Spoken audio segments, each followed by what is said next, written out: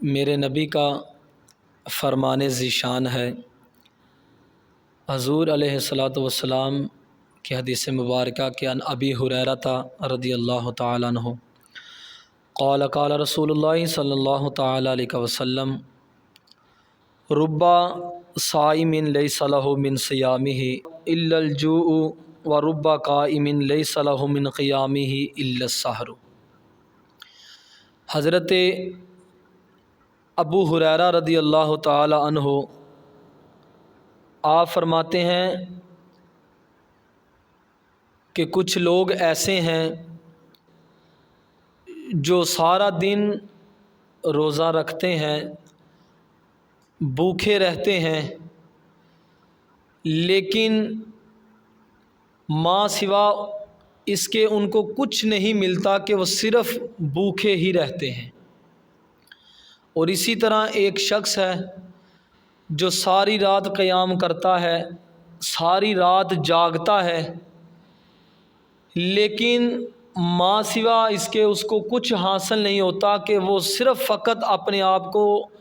رات جگا کر صرف تکلیف دیتا ہے اور صرف رات جاگتا ہے، اس پر اس کو اجر و ثواب نہیں ملتا۔ تو یہ بات جو ہے نا،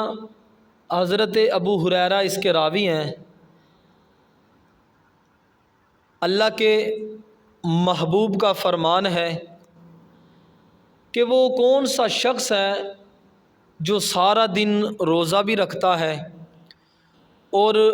روزہ رکھنے کے باوجود سارا دن وہ بھوکا بھی رہتا ہے، وہ کچھ کھاتا پیتا بھی نہیں ہے، روزہ بھی رکھتا ہے، لیکن اس کے باوجود جو ہے نا وہ صرف سوائے بھوکا رہنے کے اس کو کچھ اجر نہیں ملتا، صرف وہ بھوکا ہی رہتا ہے۔ تو حضور علیہ الصلاۃ والسلام نے فرمایا کہ وہ شخص ہے جو روزہ تو رکھتا ہو، روزہ تو اس نے رکھا ہے، لیکن وہ کھانے پینے سے تو باز رہا، لیکن وہ گناہ سے نہ باز رہا، وہ گناہ کرتا رہا، وہ گناہوں میں روزے کی حالت میں بھی مشغول رہا، گناہ کی طرف جاتا رہا۔ اس کی مثال میں یوں دیتا ہوں کہ گویا کہ کیونکہ یہ حضور علیہ الصلاۃ والسلام کا فرمان ہے اور حضور کا فرمان مختصر اور جامع ہوتا ہے، اس کے اندر ہی ہر چیز ہوتی ہے۔ تو علماء کرام نے جو لکھا ہے وہ فرماتے ہیں، فقہا نے یہ لکھا ہے، وہ فرماتے ہیں کہ یہ جو سوا اس کے کہ وہ صرف بھوکا رہتا ہے، اس کو کچھ نہیں ملتا، یہ ہے کہ وہ انسان گناہوں سے باز نہیں آتا، وہ لوگوں کی چغلیاں کرتا ہے، وہ لوگوں کی غیبتیں کرتا ہے، وہ گالم گلوچ کرتا ہے، وہ پھر حرام کماتا ہے۔ تو یہ سب کچھ اگر اس نے یہی عمل کیا ہے تو اس کے باوجود اگر اس نے روزہ رکھا ہے تو اس کا روزہ اس کو کوئی فائدہ نہیں دے گا، کیونکہ جو حضور علیہ الصلاۃ والسلام نے فرمایا کہ جو انسان اپنے دوسرے بھائی کی غیبت کرتا ہے وہ اپنے مسلمان بھائی کا مردار گوشت کھاتا ہے۔ اب وہ کرتا تو غیبت ہے لیکن ایک روزے کی حالت میں کرتا ہے۔ یہ تو عام میرے نبی کا فرمان ہے نا کہ جو غیبت کرتا ہے وہ اپنے بھائی کا مردار گوشت کھاتا ہے۔ اب حضور علیہ الصلاۃ والسلام کے زمانہ اقدس میں دو عورتیں تھیں، انہوں نے روزہ رکھا ہوا تھا۔ تو جب انہوں نے روزہ رکھا تو اب وہ جو دو عورتیں تھیں وہ سارا دن جو ہے نا وہ لوگوں کی چغلیاں کرتی رہتی، لوگوں کی باتیں کرتی رہتی، ہوتی وہ روزے سے۔ تو جب دوپہر کا وقت ڈلنا شروع ہو جاتا، شام کی طرف جانا شروع ہو جاتا، تو وہ عورتیں کہتی کہ ہمیں روزہ لگ رہا ہے۔ ایک دن ایسا ہوا کہ وہ عورتیں جو تھیں وہ مرنے کے قریب آ گئی، ایسے پکار رہی تھیں کہ ہم تو روزے سے آج مر جائیں گی۔ تو جب یہ پیغام حضور علیہ الصلاۃ والسلام کی بارگاہ اقدس میں پہنچا تو حضور علیہ الصلوۃ والسلام نے فرمایا کہ ان عورتوں کے پاس ایک پیالہ بھیجا اور فرمایا کہ ان کو کہو کہ ان میں وہ قے کر دیں، یعنی الٹی کر دیں۔ تو جب وہ پیالہ ان کو عورتوں کو دیا گیا تو انہوں نے جب قے کی تو ان میں سے تازہ گوشت کے لوتھڑے باہر آئے۔ تو جب حضور علیہ الصلوۃ والسلام نے وہ دیکھا اور صحابہ کرام رضوان اللہ تعالی علیہم اجمعین نے جب اس بات کو دیکھا، اس عمل کو دیکھا،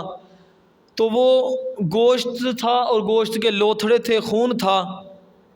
تو حضور علیہ الصلوۃ والسلام نے فرمایا یہ وہ لوگ ہیں جو دوسروں کی غیبتیں کرتے ہیں اور پھر کہتے ہیں کہ ہمیں روزہ لگتا ہے،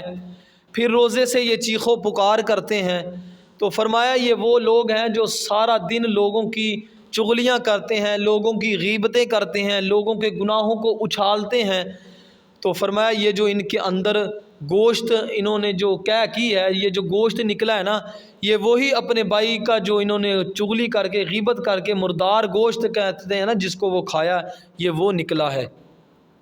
تو یہی حال ہے کہ اگر آج ہم لوگ جو ہے نا وہ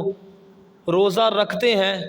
تو روزہ کیا ہے؟ ماں سوا اس کے کہ صرف وہ بھوکا رہے گا اور کچھ نہیں۔ وہ یہ ہے کہ وہ اگر غیبت کرے گا، وہ گناہ کرے گا، وہ چغلی کرے گا، وہ طرح طرح کے گناہوں میں مبتلا رہے گا، وہ جوا کھیلے گا، وہ شراب کی طرف جائے گا،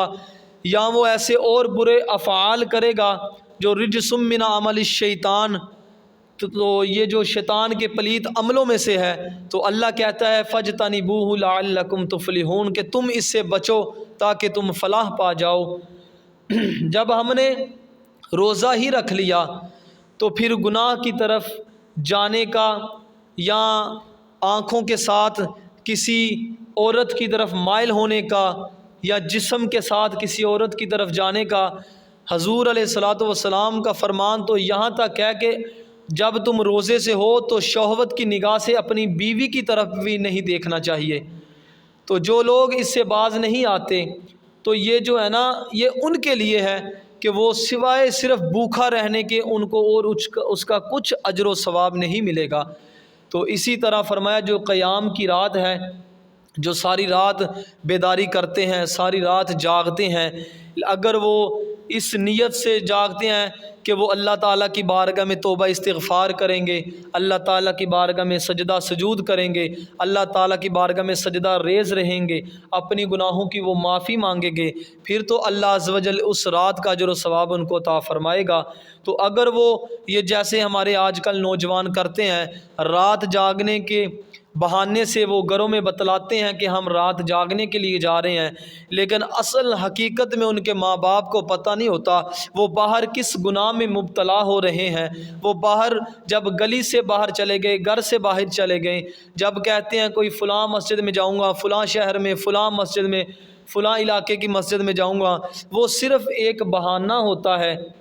تو ماں باپ کو چاہیے کہ جو قریبی مساجد ہوتی ہیں خود ان کے ساتھ جائیں، اس مسجد میں جا کر نماز عشاء بھی ادا فرمائیں، اس مسجد میں جا کر محفل کو بھی جو ہے نا وہ آپ سماعت فرمائیں، اس محفل پاک میں شرکت کریں، پھر وہیں پر جو قیام سجود قرآن کی تلاوت کریں۔ یہ جو باہر چلے جاتے ہیں نا، یہ جو نوجوان ہیں ہم نے دیکھے ہیں، یہ کیسے جب ہم کسی محفل پہ واپسی آتے ہیں نا تو جب